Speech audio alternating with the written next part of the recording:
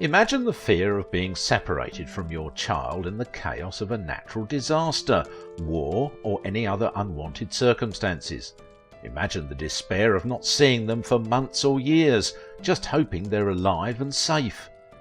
Now imagine the moment you find them again. That's what we are covering today. Here are 7 long-awaited, heartwarming reunions. But before we start, make sure that you hit the like and subscribe buttons. It helps the channel a lot. Now, let's get back to the video. Chinese parents reunite with long-lost son after 14 years. In 2007, son Jiao was 3.5 years old when he was abducted near the entrance of a kindergarten in Shenzhen. Since his disappearance, his parents, father Sun Haiyang and mother Peng Saiying, held on to the hope that they would see their son again. Over the years, the couple, who looked in nearly every region of China, sold off properties to fund their search efforts and offered a reward of up to $31,000 for any leads to help in son's return. His father was ready to spend all his money and even borrow money. The couple's story inspired a 2014 human trafficking film called Dearest, which grossed over $50 million in the box office, according to IMDb. After more than a decade, Sun Jiao, now 18, was brought by the authorities in the province of Shandong to meet his birth parents after DNA testing identified him as their missing boy. Investigators had tracked the man suspected of abducting him to the province of Hubei via a law enforcement database and technology.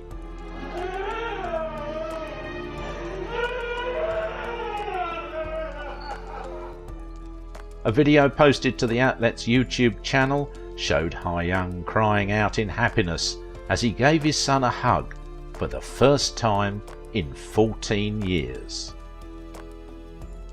88-year-old finally meets daughter she thought had died at birth. Genevieve Purinton was only 18 years old when she gave birth to her one and only child back in 1949. When she asked to see the baby, however, the doctors told her that the child had died. Now 88 years old, Purinton lives in an assisted living facility in Tampa, Florida. Since her 8 siblings have passed away, she didn't think that she had any immediate family left. But then she got a card from a woman named Connie Moultrop. The card, which included a phone number, said that Moultrop believed herself to be Purinton's long-lost daughter. Moultrop says that her adopted mother passed away when she was only 5 years old.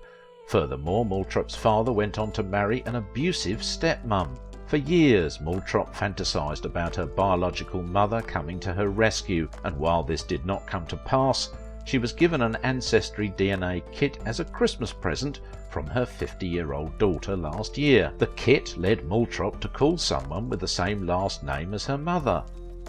Finally, after 69 years of separation,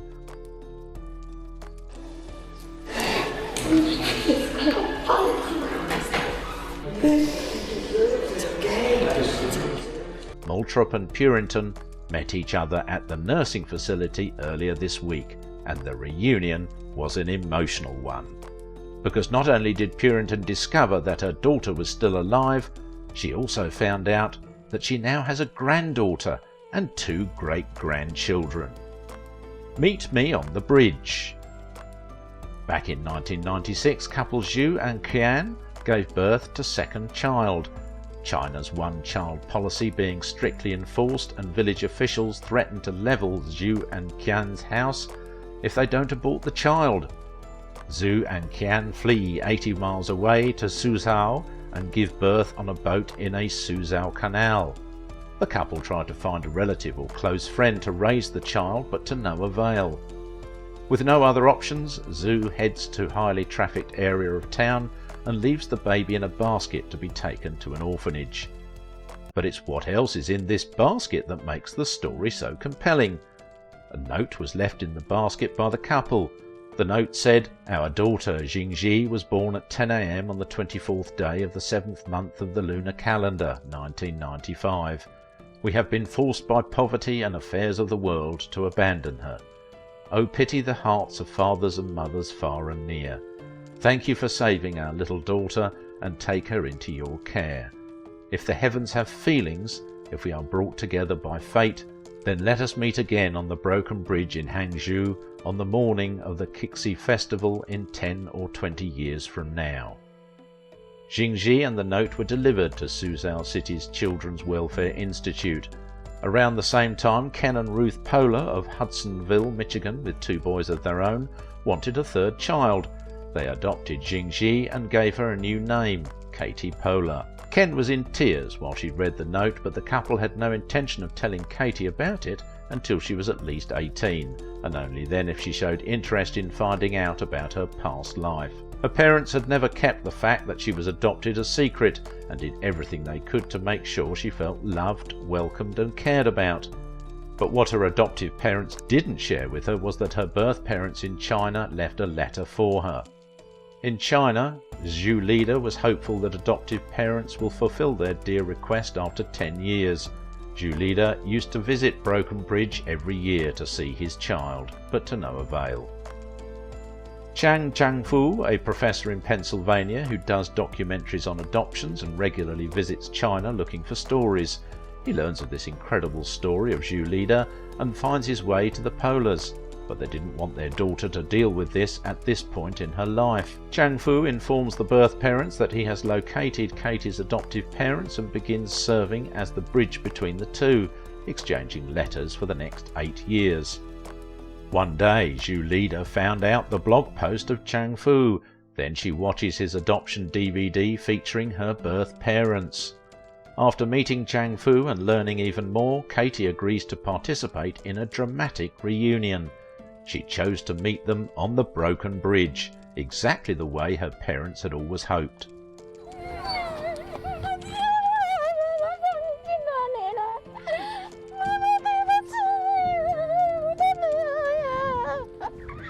And finally, in the summer of July 2017, 22 years after, Qiang Fengjiang and Zhu Lida left Katie at the market, they were finally reunited.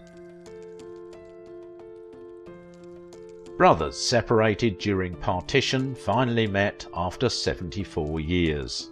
On the 12th of August 1947, Mohammed Sadiq's mother went to visit her parents in Indian Punjab with his younger brother Habib.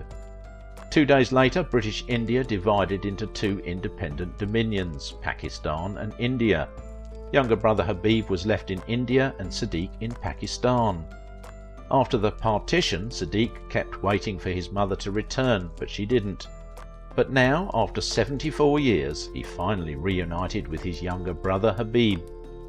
In January 2022, the meeting was arranged by an NGO called Punjabi Pachar at Kartarpur Sahib Corridor, which has already become a means of reuniting many families and friends who had separated from each other in 1947.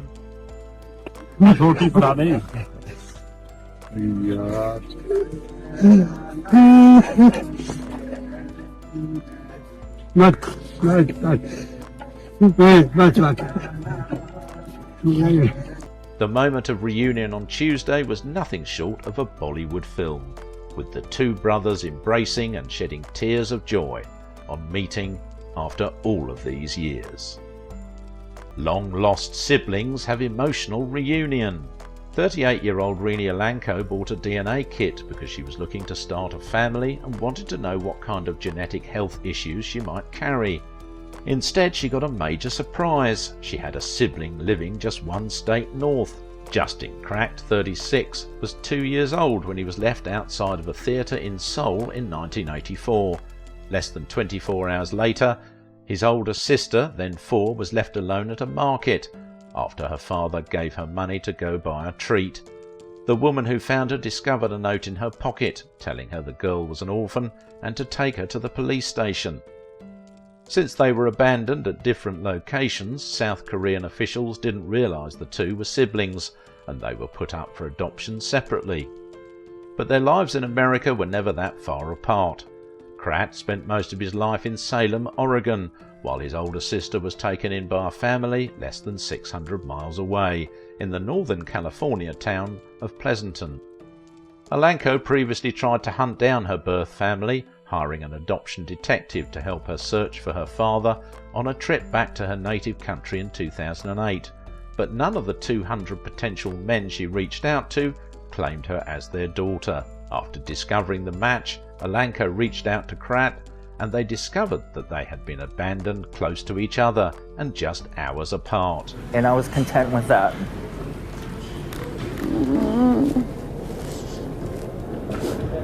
But now you're stuck with me. See how attached I am? The two met face to face for the first time after 34 years when Alanka flew to Portland, Oregon. Vietnam War veteran reunites with man he saved on battlefield 50 years ago. Dale Edge and Fred Corleone both served in the war in 1968. During one of their missions, Corleone got his leg hit by a nearby RPG attack, as Edge put on a tourniquet on Corleone's leg, and then he remembers keeping Fred calm and helping him to get on a medical evacuation chopper, and the two never saw each other again afterward. They were in the same platoon but didn't know each other that well before that day. Now, after 53 years of wondering, Edge finally got his answer. Thanks to one phone call, his empty feeling was now filled. Corleone survived the injury but had his leg cut off. He now walks with a prosthetic leg and continues to help people through his work in Great Steps, a company that makes prosthetic devices. Fred drove more than 560 miles for a reunion more than 50 years in the making. Nice. How are you? I'm doing fine, Fred. Me too. Good to see you. Good to see you, buddy. Fred, alive for this moment because of Dale. For the first time since they've been back from Vietnam, these two veterans finally get a welcome home. Homeless painter reunites with long-lost son. Rudolph Taylor, a 60-year-old homeless man who formed a relationship with Houston police officers. Taylor is often referred to as simply the painter. His self-taught talent is used to create custom artwork for HPD officers and his neighbours in the Acres Home community in North Houston. Taylor has been homeless for more than 30 years. The money earned from selling his artwork is used to pay for food and the occasional cigar. At 60 years old, Taylor had made peace with his life. He's been homeless for half of it. He's a military veteran who served time in prison for the death of his brother. But he had not seen his family for more than 37 years before the birth of his second son, Kevin, except for a brief meeting when Kevin was only 3. As a child, Kevin knew little about his biological father. He and his family moved and lived in Colorado. At the age of 8, he learned that his father lived in Houston. That's when the search for the Pope began. For years, Kevin would pick up phone books and write letters to anyone who shared his last name. KHOU 11 News published a report on Taylor and his friendship with the police. The story and social media posts surrounding Taylor were viewed and shared thousands of times. Kevin, after finding and watching, couldn't call Houston police fast enough. In an unmarked patrol car, Bainbridge escorted Kevin to that shack in Acres Home. The front passenger car door opened, and within an instant, father and son locked eyes. I'm Kevin. I already know, boy. I know, I just want to say it. You just want to say it whatever you want to say, whatever you want to do. I don't care, boy. I don't care. I don't care. I don't care. Oh, stinky old man. The video captures the most touching and sensual moment of their meeting. And that completes our list. If you like this video, you will love the videos on the screen. See you in the next video. Take care.